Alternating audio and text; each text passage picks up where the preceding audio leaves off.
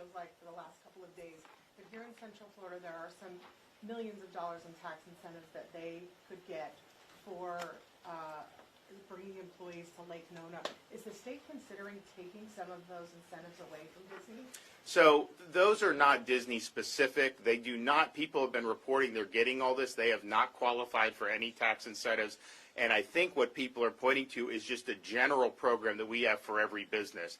Now, others have pointed out in the legislature some of the things that are really unique to Disney over many, many decades, where they have gotten essentially this one corporation put on a pedestal and treated differently, not only than other business, but even on other theme parks. And so that is something I know that they're scrutinizing, but there are no special tax breaks that are Disney specific that we would contemplate. Anything that they would ever be eligible for would be ones that any business would be eligible for. Now, the legislature can certainly reevaluate that as a whole, but my view is we should just treat everybody equally.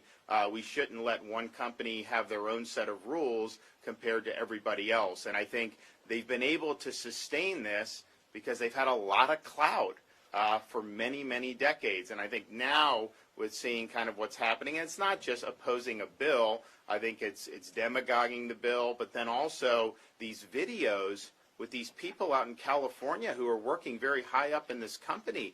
The stuff coming out of their mouths is unbelievable, that they view their programming as a way to inject a lot of these topics into programming for very young kids. And I think I can tell you, as a parent of young kids, that is not what I want to be seeing, them talking about pushing an agenda, an ideological agenda.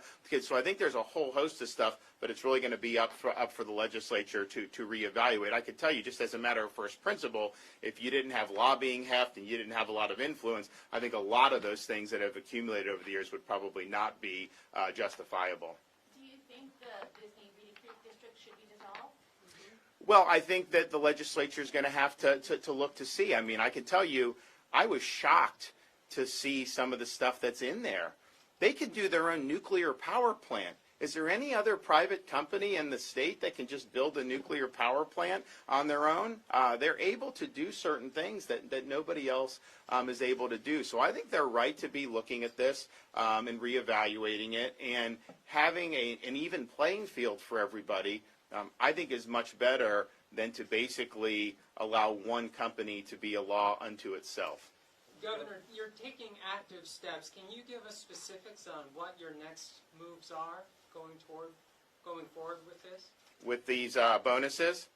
No, with the Disney. Oh. Well, honestly, I don't know if one of the legislators would want to weigh in on it. I mean, as you know, this stuff is in statutory. These are in Florida statutes. I mean, this is stuff that the legislature has passed. So me as the governor, I could be presented with changes to that. And I think I've said I'd be receptive to that. But ultimately, the legislature would have to move forward. So I know that there's a lot of discussion about that, and we'll just see.